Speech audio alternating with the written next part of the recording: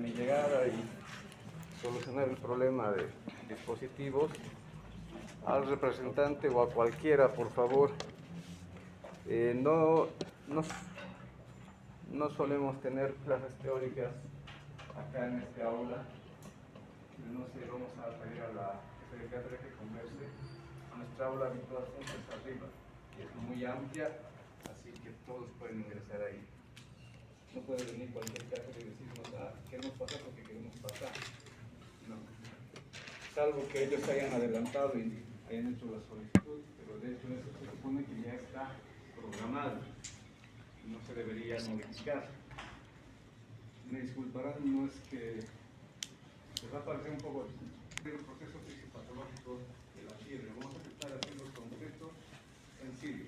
No es muy complejo entender a la fiebre si de alguna manera ya han entendido dolor, pero en realidad para entender a ambos ya deberíamos conocer inflamación.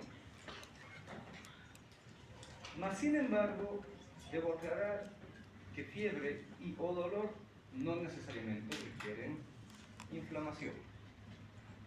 Pero bueno, vamos a ir viéndolo. Siempre hay que tener claro de qué estamos hablando, qué estamos revisando, y podemos agarrar uno o varios textos que lógicamente cada quien hace su percepción, su conceptualización de cada tema, de cada aspecto. Entonces agarramos una serie de conceptos y, por ejemplo, Harrison nos dice que la fiebre, el estado febril, es una elevación de la temperatura que supera la variación diaria normal. Creo que es obvio, es lógico. En un momento vamos a dar parámetros hasta qué nivel deberíamos tolerar antes de hablar de fiebre.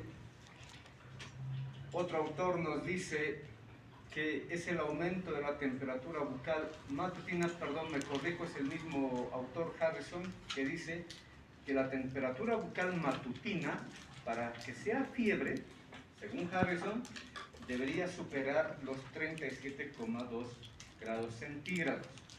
Lógicamente, en nuestro medio no usamos grados Fahrenheit, hay otras ciudades, otras comunidades médicas que se utilizan en grados Fahrenheit, tengan cuidado. Ya, entonces la temperatura matutina, o sea, al despertar, si está por encima de 37,2 grados centígrados, debería considerarse fiebre para Harrison, o en su caso, la temperatura bucal vespertina para la tarde, por encima de 37,7 grados centígrados, debería considerarse fiebre. Esto lo dice Harrison. Me voy a saltar este otro, y Ergueta Collado nos dice que fiebre es la elevación anormal de la temperatura corporal debido a una enfermedad. Otro autor nos dice es la elevación de la temperatura corporal que se debe a un desplazamiento del punto de ajuste del hipotálamo. Esto último es muy relevante. De hecho, nos va a ayudar a entender dos variantes de fiebre que, si me adelanto un poco, hay dos situaciones en las que el paciente puede tener un aumento de la temperatura incluso muy brusco. Pero esta frase, punto de ajuste en el hipotálamo, nos da la diferencia. ¿A qué términos o eventos clínicos me estoy refiriendo? Una cosa es la hiperpirexia, ¿ya? Y otra cosa es la hipertermia. En la hiperpirexia, que es el estado febril, sí hay un aumento del punto de ajuste. Sí hay.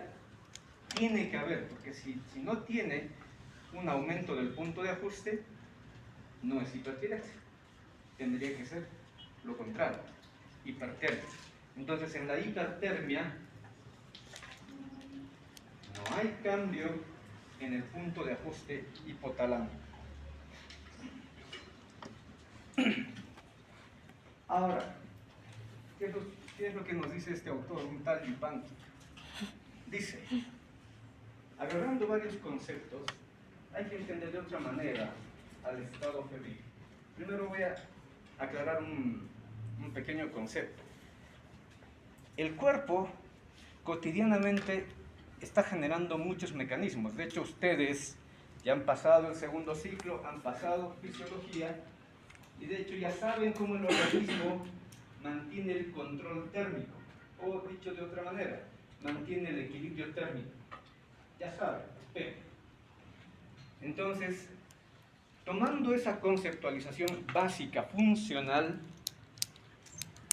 pero por si no saben, mejor se los digo, el organismo genera dos procesos. Termogénesis, que es crear calor por diferentes mecanismos, y, ¿qué sería lo contrario? Fuerte. Termólisis. Entonces, hay eventos, hay mecanismos funcionales normales que ayudan a aumentar la temperatura corporal. Y lógicamente lo contrario. Hay eventos, hay mecanismos que el cuerpo regula y controla que ayudan más bien a liberar y a perder calor. Hasta ahí estamos. Espero que sí. Entonces, ¿cómo vamos a entender el concepto de fiebre desde otro punto de vista ya fisiopatológico? Vamos a decir que hay un desbalance entre los mecanismos termogénicos y los mecanismos de termólisis que el organismo humano debería tener y controlar o regular diariamente. ¿Eso a qué nos lleva? Lógicamente, cuando hay este desbalance, y creo que es obvio entender que este desbalance, ¿quién lo va a ganar? ¿Qué mecanismo lo va a ganar? Los de termogénesis. Todos los mecanismos de termogénesis van a aumentar en el interior del organismo humano del paciente, y los mecanismos de termólisis más bien van a estar bajos o no van a poder trabajar a la par. Los mecanismos termogénicos van a estar tan activos que los mecanismos de termólisis no van a poder estar a la par para poder disipar el calor que tiene el paciente. ¿Y eso a qué nos lleva? Lógicamente, hay un cambio en la dinámica térmica, o sea, este desbalance que supera, lógicamente, el rango normal de parámetros de temperatura corporal para una persona, para un paciente. Con esos conceptos yo creo que debería quedar claro a qué nos estamos refiriendo y qué es lo que esperamos encontrar en el paciente. Y además, sin olvidar este detalle. ¿Por qué hago énfasis en este detalle? Porque es el hipotálamo, ya lo saben o lo sabrán, que es el principal centro regulador de ambos mecanismos, o sea, de los mecanismos de termogénesis y de los mecanismos de termólisis. Él es el que percibe el cambio y determina cuál de los dos va a estar activo para mejorar la temperatura corporal, para mantenerla en un rango establecido, si la persona, el paciente, requiere perder calor sin estado patológico o necesita más bien ganar calor sin estado patológico. El hipotálamo, es el que controla todo esto.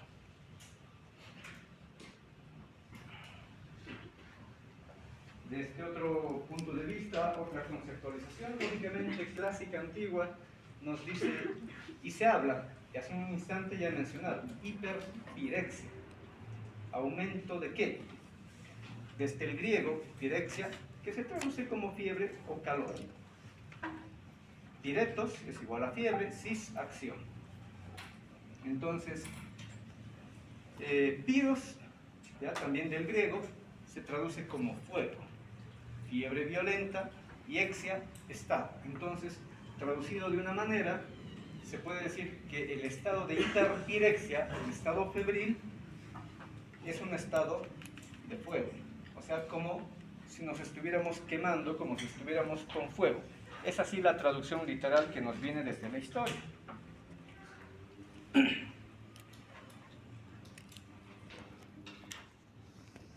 Otros conceptos que debemos manejar antes de entender el mecanismo fisiopatológico. Febrícula e hipertermia, que ya lo hemos mencionado. La febrícula es el aumento de la temperatura en rangos aún tolerables para el organismo humano, 37 a 38 grados centígrados. De hecho, hay otros autores que son un poco más amplios, pero prefiero que mantengan de aquí en adelante esta conceptualización de que en este rango todavía se puede tolerar este aumento de temperatura. Porque los autores, ¿qué nos van a decir? Incluso, como veíamos hace un rato, Harrison, ¿qué nos decía? En la mañana 37.2, en la tarde 37.7. Entonces el rango es más amplio, más amplio.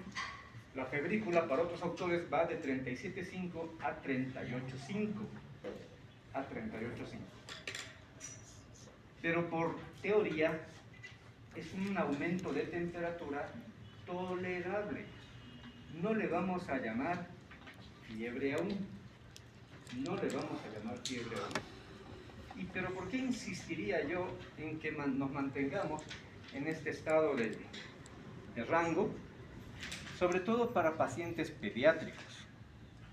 En los pacientes pediátricos, y lógicamente también en adultos mayores y en casos muy excepcionales como los pacientes terminales crónicos con alguna enfermedad de base ya crónica, no podemos permitir que la temperatura supere los 38 grados centígrados. Sabemos que todavía no es fiebre, pero un paciente pediátrico con un cambio así tan ligero, de 37.6 a 37.8.9, ya están muy calientes los pacientes pediátricos, o algunos que ya han perdido el control, sobre todo de tipo neuronal. Entonces, no podemos darnos un rango más amplio, porque es riesgoso, jóvenes, es riesgoso. El estado febril no es beneficioso como tal, pero en un momento vamos a aclarar, de hecho de una vez, si aumenta la temperatura corporal,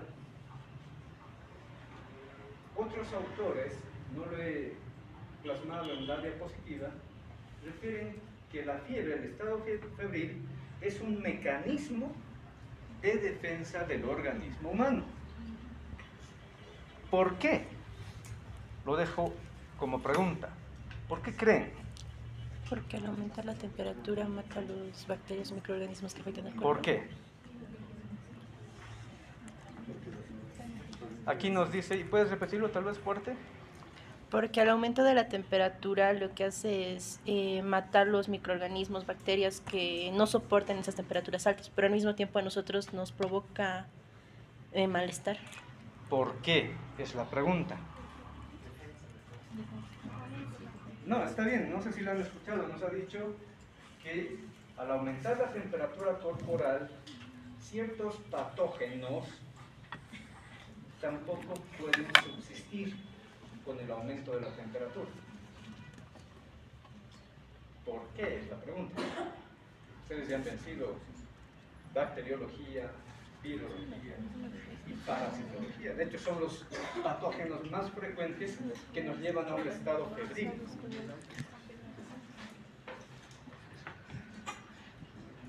Está en una sola palabra la respuesta. Además, ¿por qué estos microorganismos, al igual que nosotros, bueno, de hecho nosotros nos hemos autoclasificados y a ellos también, ¿de qué manera? En relación a la tolerancia térmica.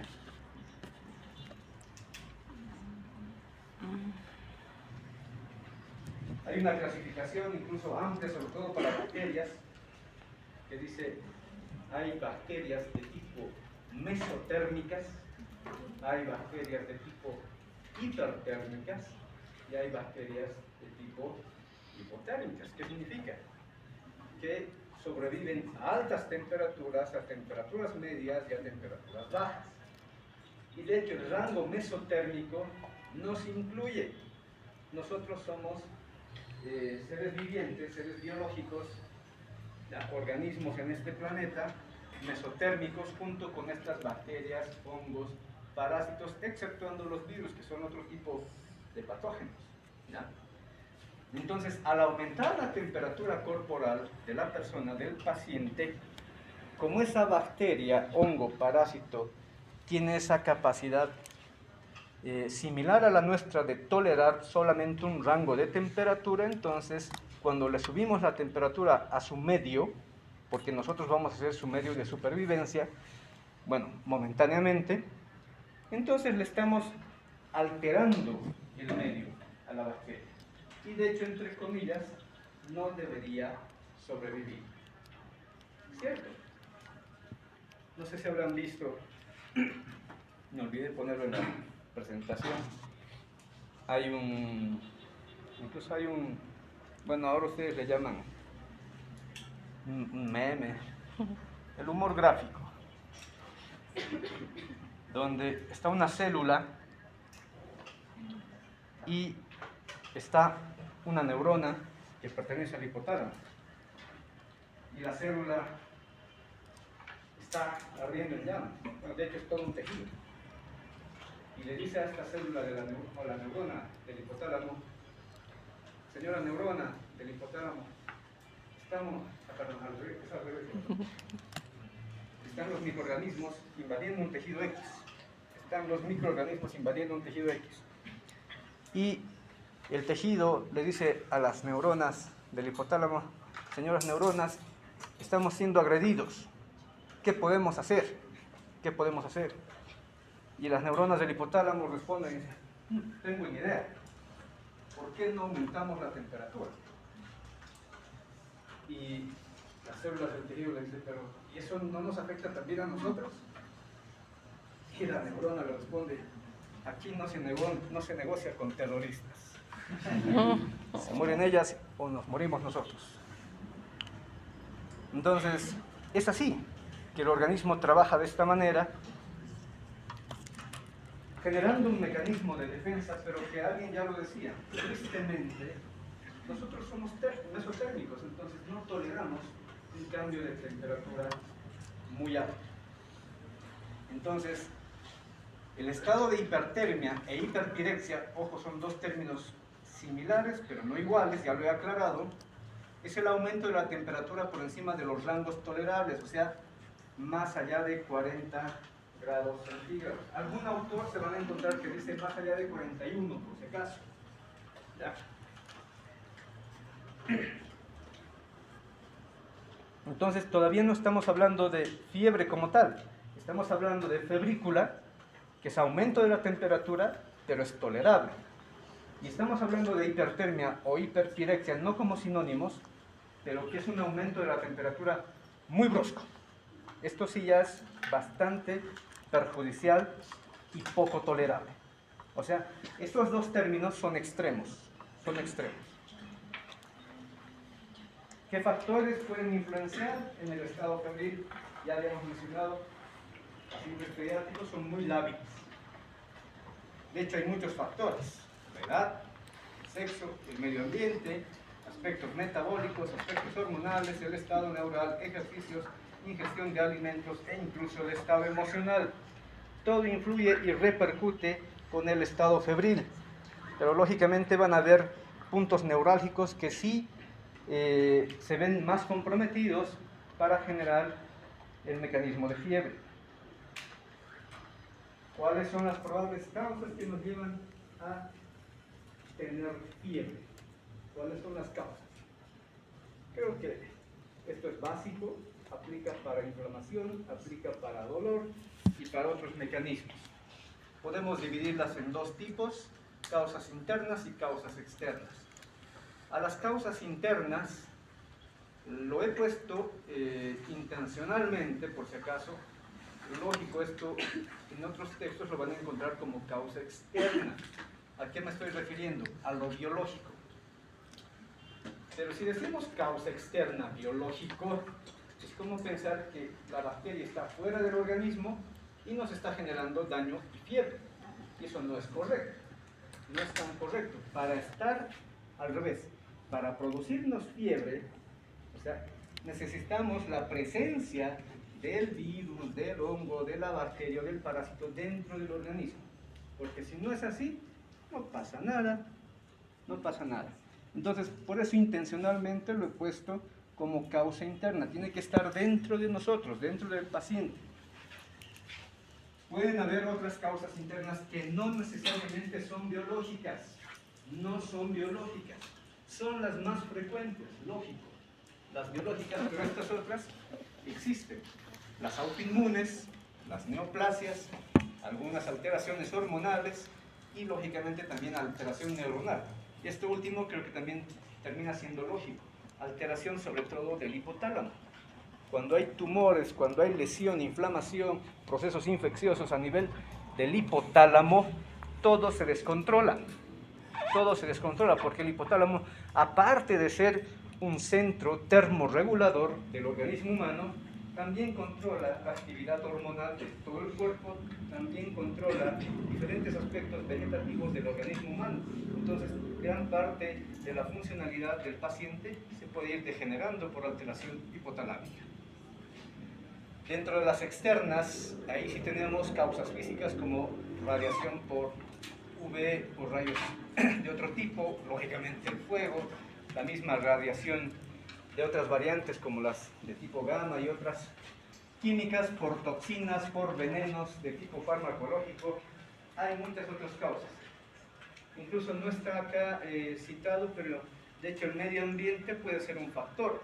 No olviden que hay pacientes, bueno, en nuestro medio no tanto, pero puede ocurrir. No tanto en el sentido de que no tenemos, digamos, un ambiente como en otros países, una playa sobre todo, pero tenemos ríos, tenemos lagos, y cuando la persona, el paciente, va hacia esos sitios y lógicamente tenemos un cielo despejado, los rayos UV llegan hacia el fluido, hacia el líquido, hacia el agua, entonces al rebotar generan un aumento de temperatura que además esos mismos rayos UV directamente también están afectando hacia el organismo humano de la persona y por lo tanto en algunas ocasiones, no siempre, algunos pueden aumentar su temperatura corporal solamente por el medio ambiente externo. ¿Ya? Eso que se llama, ya han debido escuchar o leer, el golpe de calor.